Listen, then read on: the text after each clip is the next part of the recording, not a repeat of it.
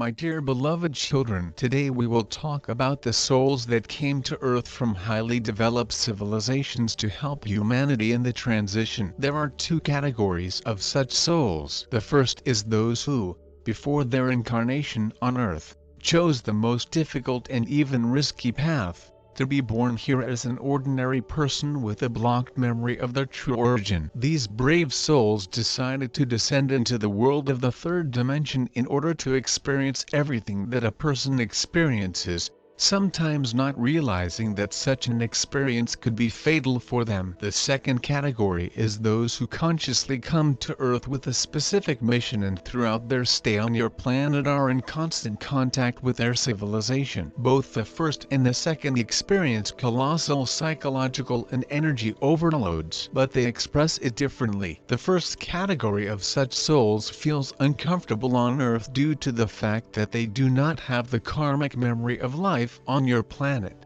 which helps people who have incarnated here many times to survive. Everything here seems alien and uncomfortable to them, although they themselves cannot understand the reasons for their confusion. It is especially difficult for those who were born in families with purely three-dimensional thinking, where such an unusual child is not only not tried to be understood, but also punished for his non-standard behavior. Few of these unearthly souls manage to fully adapt to life in the dual world. But in any case, in each of them the spiritual rather than the material principle prevails. They are distinguished by tolerance and acceptance of others, since unconditional love is their karmic trace. Such a person can calmly, without aggression, endure the ridicule of others, at the same time without losing self-esteem. Another distinguishing feature of these people is that they completely lack a herd mentality. They retain their individuality under any circumstances, and this is explained by the fact that fear does not take root on them, which is so characteristic of the inhabitants of the three-dimensional world, in whom all types of fear have already been imprinted in their subconscious. As a rule, these people's intuitive rejection of the three-dimensional world results in the fact that they begin to look for the reasons for its imperfection and often find them. And now some of them have created their own, alternative, sources of information, exposing the numerous falsifications of your history, science, religion. It is they who are trying to get to the bottom of the truth and warn people from danger, especially now, when humanity is on the verge of its death. Thus, despite the fact that these alien souls forgot about their true origin, they still manage to enter the service, for which they incarnated on Earth. Next, we will consider the second category of alien souls, those who came to Earth with a specific mission and who are constantly in touch with their civilization. There are only a few such representatives on Earth and, as a rule, they did not incarnate on Earth through birth, but appeared here unexpectedly already in adulthood. They not only know who they are and why they are here, but also perform the specific work entrusted to them by their curators outside the Earth. If you think in terms of the three-dimensional world, this can be called a business trip to Earth of rare alien specialists with knowledge and technologies unknown to people yet. It was they who helped people develop spaceships capable of moving to other planets, and this was done with the best of intentions. Another thing is that the results of their joint work with Earthlings were used by the military for their far from plausible purposes. And all this is the links of one chain.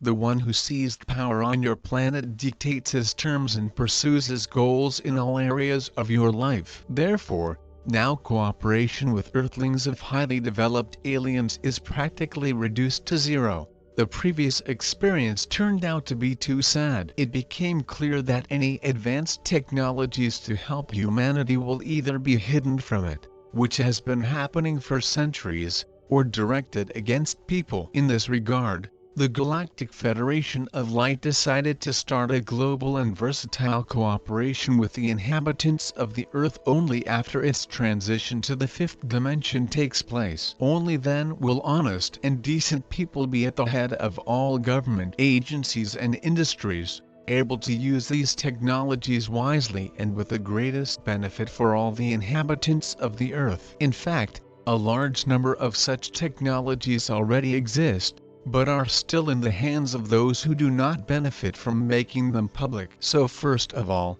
it is these developments that you need in the first place, since they relate to your daily needs, that will see the light of day. And when the restructuring of your entire world order takes place, the next stage of cooperation between Earthlings and representatives of highly developed extraterrestrial civilizations will begin. This requires complete trust and mutual understanding. And when that time comes, your alien brothers will start visiting the Earth en masse for direct contacts with you and creating joint productions. Now we will talk about how representatives of extraterrestrial civilizations that take part in the ascension of the Earth interact with each other. In order for this assistance to be reasonable and effective, the Galactic Federation of Light created a special program to help Earthlings in the transition, and those civilizations that are most closely connected with your planet were involved. This program includes 3 stages. The first is observation of events taking place on Earth and analysis of the situation. Representatives of the Galactic Federation of Light are constantly scanning the energy field of the Earth in order to track any vibrational changes on your planet. This is very important,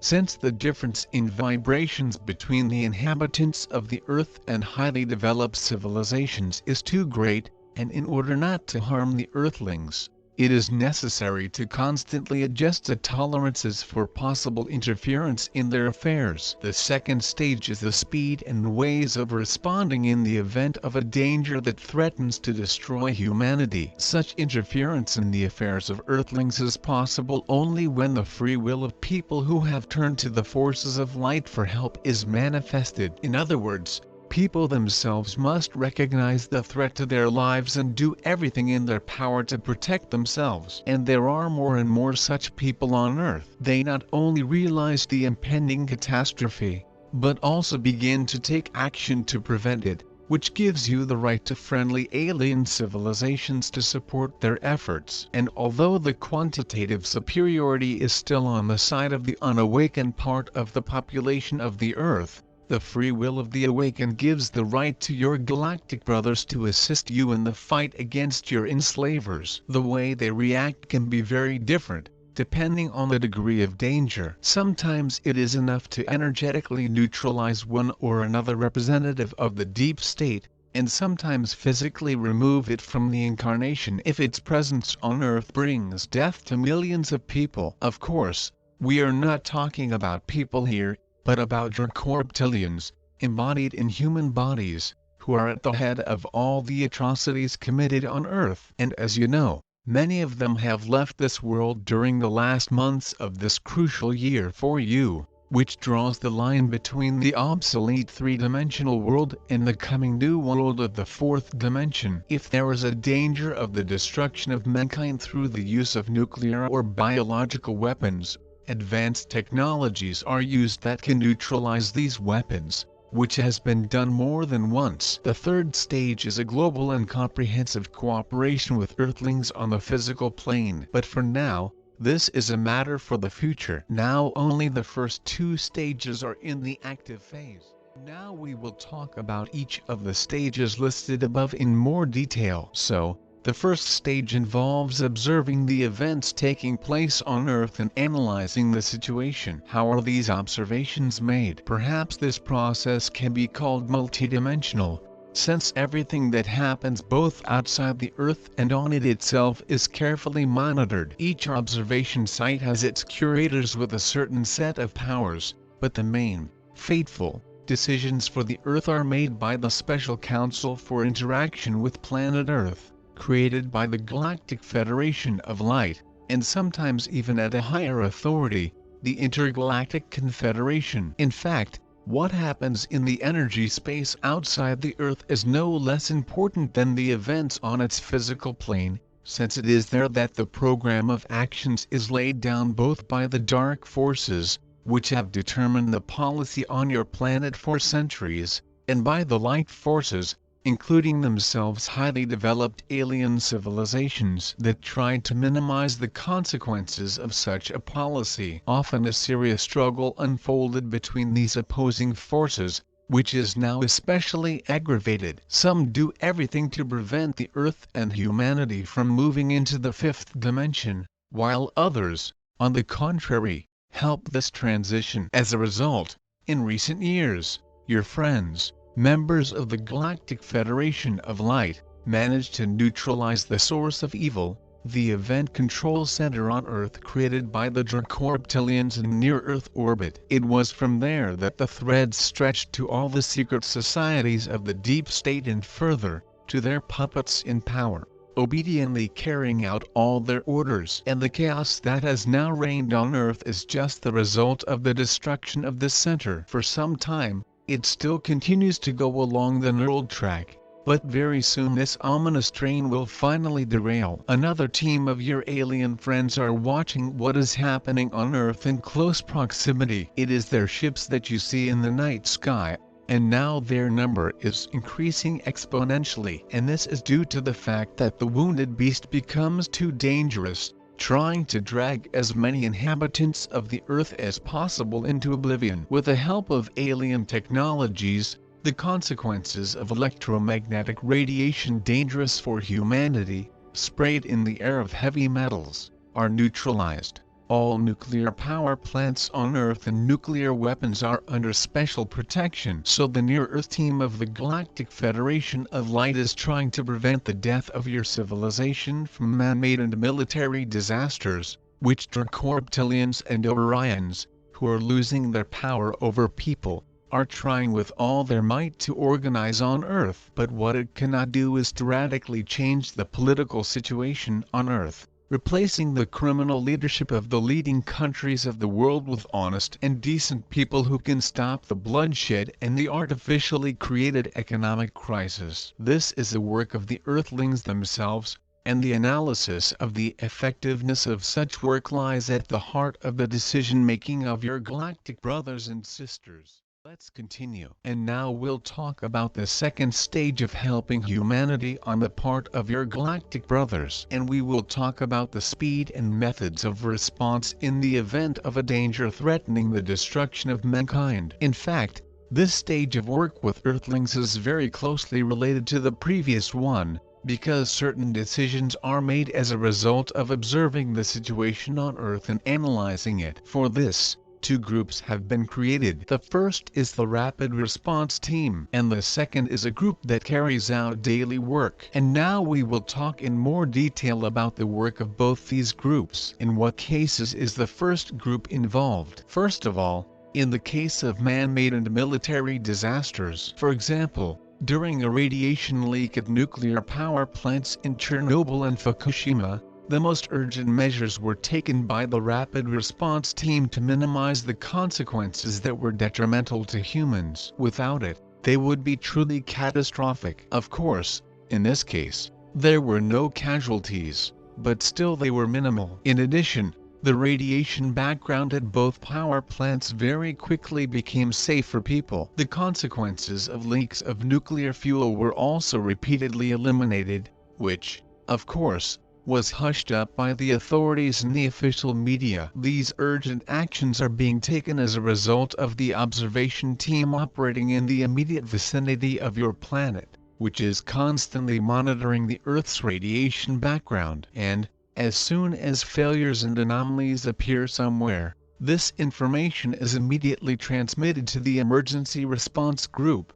which, in turn, conveys this information to representatives of alien civilizations that have technologies for neutralizing radiation emissions into the environment. Such a scheme of interaction is activated every time when there is a threat to the lives of millions of people, which means that the intervention of alien forces is urgent. As for the second response group, it is mainly involved in neutralizing electromagnetic radiation harmful to humans, as well as minimizing the effects on human health, which has recently been put on a permanent basis. Probably, Many of you have noticed how quickly the streaks left in the sky by planes dispersing substances harmful to humans dissipate. Clear and even stripes turn into wide and blurry right before your eyes. Thus, thanks to alien technologies, the splitting of heavy metals occurs. Without this daily and painstaking work of alien ships, the consequences for human health would be truly disastrous. Let's now consider the third stage of the interaction of alien civilizations with Earthlings. It already provides for direct cooperation on the physical plane, and although this is still a matter of the future, I want to show you its main milestones and ways of your interaction. How well it differed from what happened before, when friendly civilizations were already trying to help you introduce new technologies. In fact, all these developments ended up in the hands, if not of criminals, as happened as a result of the cooperation of the Greys with the Nazis, then in the hands of the military, who used them for their own purposes, depriving ordinary people of unique and much-needed technologies. Therefore, taking into account previous experience, the cooperation of aliens with Earthlings will take place exclusively in a peaceful way. And first of all, you will be given the technologies necessary for your daily life, such as free energy, ultra-fast vehicles, ways to purify and neutralize water and soil from chemicals accumulated in them. There will also be a strong focus on promoting your health and healing, which will be based on wave therapy rather than chemicals and surgery. As the Earth moves into the fifth dimension, agriculture will also change significantly. Chemical fertilizers will be replaced by natural soil conditioners, and many new varieties of cereals, fruits and vegetables will appear, not only brought from other planets, but also revived old ones that grew on Earth during its heyday. The animal world will also change, as some low-vibration animal species will gradually leave the Earth, while others, high-vibration ones, on the contrary, will return to it, since the genetic fund of Agartha keeps traces not only of all civilizations that lived on your planet, but also of its flora and fauna. A unique synthesis of the old, forgotten, and the new, brought in from outside awaits you, which will incredibly enrich your Earth, making it even more beautiful. But in order for this to happen as soon as possible, you need to get rid of the management structures aimed at destroying industry and agriculture and introducing into your life household items and food that are unnatural and harmful to your health. It is very important to preserve the economic and agricultural infrastructure, so as not to create everything anew, but to reorient them to new technologies that your galactic brothers will share with you. But now on Earth there is a total destruction of everything that has been created by mankind for centuries and millennia. The Draco-reptilian race, anticipating its imminent end, is trying to leave behind a scorched Earth. So do not let them do this, my dear ones, in order to start a new life on the new Earth, not from scratch, but already having a solid base for establishing a full and healthy life with new technologies that do not destroy your health, but strengthen it. My dears, today, the 21st of December 2022, I want to take stock of the past decade on your planet. Exactly 10 years ago, many of you expected fateful changes on Earth, some, the end of the world, others, on the contrary, its ascension. And on the subtle plane, such changes really took place, and in such a way that the expectations of both of them actually came true. And that's why, as soon as the Earth entered the photon belt of higher dimensions and it became clear that there were no serious changes at the physical level yet, the confrontation between the dark and light forces, trying to take advantage of the delay that had arisen, noticeably intensified. In other words, for those and others,